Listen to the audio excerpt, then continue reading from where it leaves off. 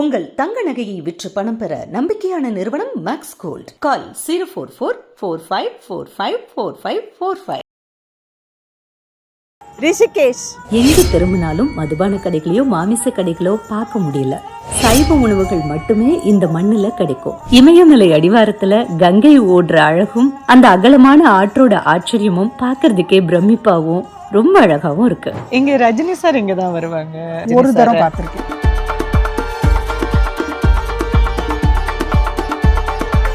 கங்கா ஸ்நானம் செய்யறவங்க கங்கையில பாதுகாப்பா இறங்கணும்னு இரும்பு சங்கிலிகள் கோர்த்து வச்சிருக்காங்க. ஆட்டோக்காரனோட எல்லாம் சண்டை, பஸ்காரனோட எல்லாம் சண்டை, ஒரு பிசாசா இருந்தேன் நானு. இன்ஃபேக்ட் என்னோட கொலீக்ஸ்க்கு எல்லாம் கூட என்னோட பேசுறதுக்கே பயம். இந்த மலை அடிவாரத்தை சுத்தி ஓடிக்கிட்டு இருக்க இந்த கங்கா நதியில ரிவர் ராஃப்டிங் அப்படிங்கிற சாகச விளையாட்டுகளும் வர சுற்றுலா பயணிகளை ரொம்பவே இருக்கும். நீங்க ஒரு அழகான அட்வைஸ் கொடுக்கலாம். Whether it is arranged marriage or love marriage, it is based on trust. தப்பு பண்ணா சாரி சொல்றதுக்கு தயாரா இருக்கணும்.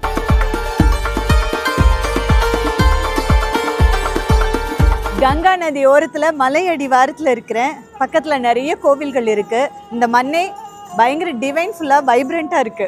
இங்க வரும்போதே ஒரு அழகான இசை காதுல கேட்டுட்டு இருக்கு.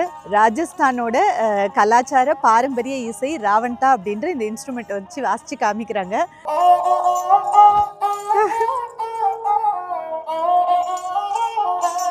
சித்தர்களோட தவபூமி, உலகின் யோகா தலைநகரம். இந்த மண்ணில கால வச்சதுல இருந்து நான் தெரிஞ்சுக்கிட்ட ஆச்சரியங்களை சொல்றேன். இந்தியாவில உத்தரகண்ட் மாநிலத்துல கங்கை நதிக்கரையில அமைஞ்சிருக்கிற ஒரு பழமையான ஆன்மீக நகரம். ரிஷிகேஷ்ங்கிறது விஷ்ணு பகவான குறிக்கும். விஷ்ணு பகவான் ராய்பரிஷியோட தவத்தால மகிழ்ந்து ரிஷிகேஷ் அப்படிங்கிற பெயர்ல அவருக்கு காட்சி கொடுத்த இடமா இது சொல்லப்படுது. சிவன் விஷ்ணு ரெண்டு பேரும் அருள் பாலிக்கிற மிகப்பெரிய ஆன்மீக ஸ்தலமா இருக்கிறதுனால இங்க இருக்கக்கூடிய மக்கள் சைவ உணவுகளை மட்டும்தான் சாப்பிடுறாங்க. இங்க வரக்கூடிய சுற்றுலா பயணிகளுக்கும் சைவ உணவுகள் மட்டும்தான் கிடைக்கும். யோகா, தியானம் இது ரெண்டுத்தையும் கத்துக்கிறதுக்காக வரக்கூடிய வெளிநாட்டு பயணிகள் மட்டும் பல மில்லியனை தாண்டும்னு சொல்றாங்க. உள்ளூர் மக்களோட மக்கள் தொகை ரொம்ப கம்மி தான். ஆனா இங்க வர வெளிநாட்டு பயணிகளோட எண்ணிக்கை ரொம்ப அதிகம். நம்ம ஊரு கலாச்சாரத்தை நாம மறந்துகிட்டு இருக்கோமோ அப்படின்னு நினைச்சிட்டு இருக்கும் போது நிறைய வெளிநாட்டு பயணிகள் உலகத்துல உள்ள அத்தனை நாடுகள்ல இருந்தும் சின்ன வயசுல இருக்கிறவங்க கூட இங்க வந்து யோகாவையும் தியானத்தையும் அவ்வளவு அழகா கத்துக்கிறாங்க. அது மட்டும் இல்ல, ரிஷிகேஷ்ல இருக்கக்கூடிய அத்தனை கோயில்கள்லயும் வெளிநாட்டு பயணிகள் விரும்பி வந்து அவங்க வழிபடுறதும் சந்தனம் குங்குமம் இட்டுக்கிட்டு மாலை அணிஞ்சுக்கிட்டு அவங்க ஆடுற ஆட்டமும் பார்க்கறதுக்கே ரொம்ப விசேஷமா இருக்கு. பாட்டி பப்பு தான் வெளிநாட்டு கலாச்சாரம்னு சொல்லிட்டு இருக்கும் போது எங்க வந்து அவங்க கோயில்கள்ல தெய்வத்தை மண்டியிட்டு வணங்கி நம்ம ஊர் இசைக்கு ஏத்த மாதிரி அவங்க ஆடி அதை ரசிச்சு தியானத்தையும் யோகாவையும் கத்துக்கிட்டு போறத ஒரு கலாச்சாரமாவே மாத்திக்கிட்டு இருக்காங்க. சீறி பாயிர கங்கை நதி இன்னொரு ஆச்சரியம். ஆனா இந்த கங்கை தூரத்துல இருந்தோ பக்கத்துல இருந்தோ பார்க்கும்போது சலசலப்பே இல்லாம அமைதியா போற மாதிரி தான் தெரியும். ஆனா கங்கைக்குள்ள இறங்கும் போதுதான் கங்கையோட வேகத்தையும் சீற்றத்தையும் புரிஞ்சுக்க முடியும். கங்கா ஸ்நானம் செய்யறவங்க கங்கையில பாதுகாப்பா இறங்கணும்னு இரும்பு சங்கிலிகள் கோர்த்து வச்சிருக்காங்க. சுற்றுலா தலமான ரிஷிகேஷ்ல கங்கை நதிய அவ்வளவு சுத்தமா பேணி பாதுகாக்கிறாங்க அந்த மக்கள். வர சுற்றுலா பயணிகளும் அதே சுத்தத்தை தான் பின்பற்றணும் அப்படிங்கறது அங்க எழுதப்படாத முக்கிய விதி. ராமாயணத்துல ராவணனை வதம் செஞ்சதுக்கு அப்புறமா ராமரும் லக்ஷ்மணரும் இங்க வந்து தவம் செஞ்சாங்க. சீதா தேவியும் இங்கதான் இருந்தாங்க அப்படிங்கறதுக்கான ஐதீக நம்பிக்கையில தான் இங்க 1000 ஆண்டு பழமையான லக்ஷ்மண் கோவிலும் அமைஞ்சிருக்கு. ராமன் ஜூலா, லக்ஷ்மண் ஜூலா, ஜானகி ஜூலான்னு தொங்கு பாலங்கள் கங்கை நதியோட இந்த கரையும் அந்த கரையும் இணைக்கிற மாதிரி அழகா கட்டி இருக்காங்க. ஆற்றுக்கு நடுவுல எந்த ஒரு தூண் அமைப்புகளும் இல்லாம இந்த தொங்கு பாலம் ரொம்ப விசேஷமா அமைக்கப்பட்டிருக்கு. இந்த தொங்கு பாலத்துல இருசக்கர வாகனத்துல தான் போக முடியும். போகிறதுக்கு ஒரு பாதை, வரதுக்கு ஒரு பாதை, நடுவுல பாதசாரிகள் நடக்கிறதுக்குன்னு 3 பிரிச்சு வச்சிருக்காங்க. ரொம்ப முக்கியமா கங்கை நதிக்கரையோரமா கங்கா ஆரத்தி வருஷத்துல 365 நாட்களும் ரொம்ப சிறப்பா நடக்கும். தீப ஒளியில பளபளக்கிற கங்கைய வாழ்நாள்ல ஒரு முறையாவது பாக்கணுங்க. சித்தர்கள் தவம் இருந்த தபோவனம் இன்னைக்கும் காட்டோட மத்தியில அமைதியா தவம் செய்யறவங்க இருக்கிறாங்க. இங்க நுழைஞ்சாலே ஒரு அதிசயமான அமைதி இருக்கும். இந்த இமயமலை காடுல அங்கங்க நீர்வீழ்ச்சிகளும் அமைஞ்சிருக்கு. கங்கை கரையில கால வைக்கிறதுக்கு முன்னாடி அந்த கங்கை நீர் எடுத்து கண்ணிலையும் தலையிலையும் தீர்த்தமா வச்சதுக்கு அப்புறம் தான் கங்கைக்குள்ள கால் வச்சு இறங்குறது இந்த மக்களுடைய புனித உணர்வு. நம்ம சூப்பர் ஸ்டார் ரஜினிகாந்த் அவர்கள் இமயமலை யாத்திரை செல்லும் போது அதுல ஒரு பகுதியா ரிஷிகேஷ் வந்து தயானந்த சரஸ்வதி ஆசிரமத்துல இருக்கக்கூடிய முக்கிய குருமார்களை சந்திச்சு பிடிச்சி ஆசி பெறத வழக்கமா வச்சிருந்தாரு. ரஜினி சார் வர தயானந்த சரஸ்வதி ஆசிரமத்தை தான் நீங்க இப்போ பாத்துட்டு இருக்கீங்க. இங்க இருக்கக்கூடிய கங்கை கரையில கங்கா ஆரத்தி பாக்குறது, நீராடுறது, எங்க கிடைக்கக்கூடிய எளிய உணவுகளை சாப்பிடுறது, சாதாரணமா ரோட்டு கடையில கூட உணவுகளை வாங்கி சாப்பிட்டு ரெஸ்ட் எடுக்கிறதுன்னு ரஜினி சார் இங்க வரும்போது ரொம்பவே விரும்பி பண்ணுவாரு அப்படின்னு இங்க இருக்கிறவங்க சொல்றாங்க. இந்த ஆசிரமத்துல தினமும் அன்னதானமும் நடக்குது. இங்க நான் சந்திச்சவங்க தான் தமிழ்நாட்டுல கோயம்புத்தூர்ல இருந்து இங்க வந்து சன்னியாசம் எடுத்துக்கிட்ட டாக்டர் லக்ஷ்மி அம்மா. ரிஷிகேஷ்ல தயானந்த சரஸ்வதி ஆசிரமம்ல தான் நான் இப்போ இருக்கேன். ஸோ கோயம்புத்தூர்ல இருந்து லக்ஷ்மி அம்மா நம்ம கூட இருக்காங்க. ஆமா, இந்த ஆசிரமம் பத்தி ஃபர்ஸ்ட் சொல்லுங்கம்மா. இந்த ஆசிரம் ஹெட் இப்போ வந்து சுவாமி சாக்ஷாத் கிருதானந்தான்னு இருக்காரு. அவருக்கு முன்னால ரொம்ப வருஷம் சுத்தானந்தான்னு இருந்தாரு. அவர் இப்போ வயசாயிடுத்து, அவரால் நடக்க முடியல, is in a wheel chair. அதனால சாக்ஷாத் கிருதானந்தா ஆக்டிவா பாத்துக்கிறாரு. அவர் இங்க ரூம்ல இருக்காரு. All of us of course go and do namaskara to both the acharyas every day. But this ashram originally belongs to Swami Dayananda, Param Pujya Swami Dayananda. அவர் வந்து 2015 செப்டம்பர்ல சமாதி ஆயிட்டாரு. அவர் மாதிரி ஒரு great teacher of Sanskrit and Vedanta இனிமே நான் பார்க்க முடியாது. எனக்கே 76 வயசாச்சு. நான் இப்பதான் சன்னியாசம் எடுத்துட்டு இருக்கேன் இந்த தரம். Now my name is Labdha Swarupananda. சன்னியாசம் எடுத்துக்கிட்டீங்க இல்லையா இங்க வந்து? ஆமா. எதுக்காக எடுத்துக்கிட்டீங்கம்மா? நான் வந்து ஆக்சுவலா ஒரு retired anaesthesiologist. I'm a doctor, retired anesthesiologist, now retired.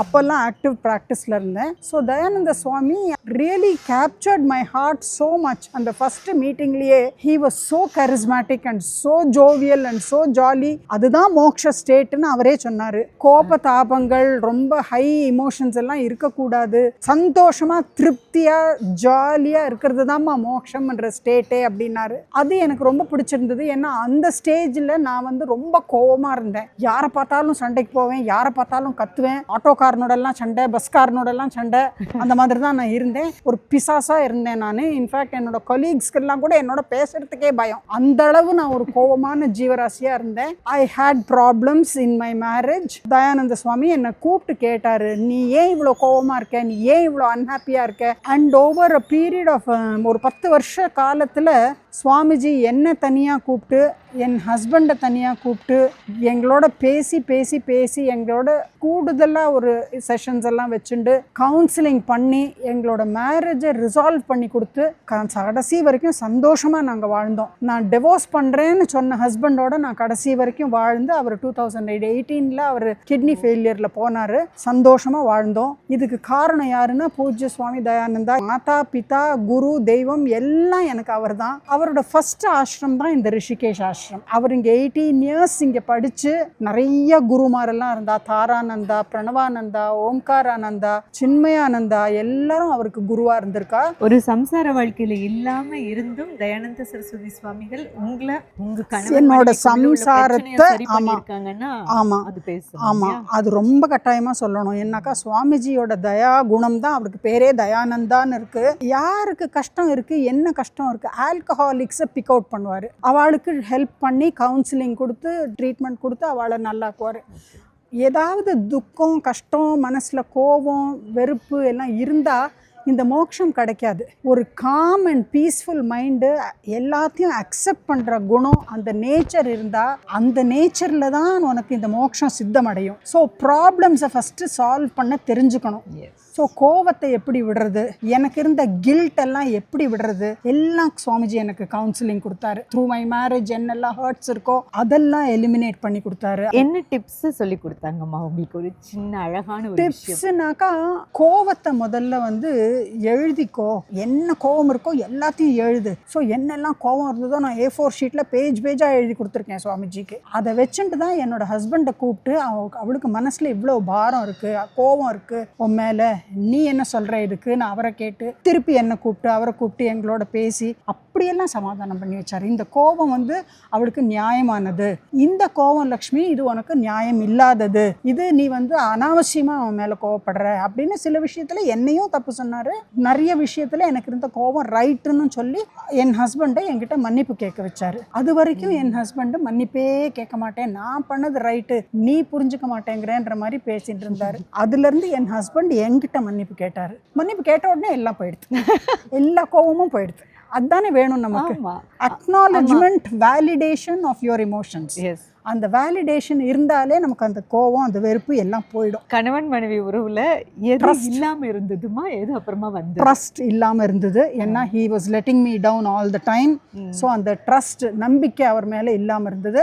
அந்த நம்பிக்கையை வர வச்சாரு சுவாமிஜி. நீங்க ஆக்சுவலி நிறைய அனுபவங்களை கடந்து வந்திருக்கீங்க. நீங்க ஒரு அழகான அட்வைஸ் கொடுக்கலாம். இன்னைக்கு யங்ஸ்டர்ஸ் ஒரு கணவன் மனைவி அப்படிங்கும்போது நிறைய பிரச்சனைகள் வருது. எப்படி இருக்கணும், எப்படி இருக்கணும்னா 2 பேரும் ஆனஸ்டா இருக்கணும். மேரேஜ் நம்மளோட ஊர்ல whether it is arranged marriage or love marriage, எங்களோடது love marriage, it is based on trust. ஒருத்தர் நம்பணும், ஒருத்தர் விட்டு கொடுக்கணும். தப்பு பண்ணா ரெடியா சாரி சொல்றதுக்கு தயாரா இருக்கணும், அவ்வளவுதான். அது இருந்தாலே அந்த அட்ஜஸ்ட்மெண்ட் தானா வந்துடும். And share everything. அந்த ஷேரிங் நிறைய இருந்தது. He is a very good man. But என்கிட்ட சாரி சொல்றது அவருக்கு அது ஒரு ஈகோ பிரச்சனையா இருந்ததுன்னு நினைக்கிறேன். இன் ஹைண்ட்சைட் அது வந்த உடனே எல்லாமே சரியா போயிடுச்சு. தயானந்த சுவாமிகள் அது வந்து தயானந்த சுவாமி தான். எங்க அப்பா அம்மா கூட அதெல்லாம் இன்டர்ஃபியரே பண்ணல. ஏன் நீ லவ் மேரேஜ் தானே, நீ பண்ணிட்டே போ அப்படின்னு.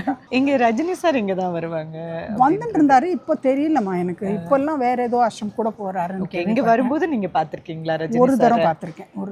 இப்போ உங்க பசங்க எல்லாம் இதுக்கு ஓகேவாமா நீங்க சன்னியாசம் எடுத்து? அது இன்னொரு கதை.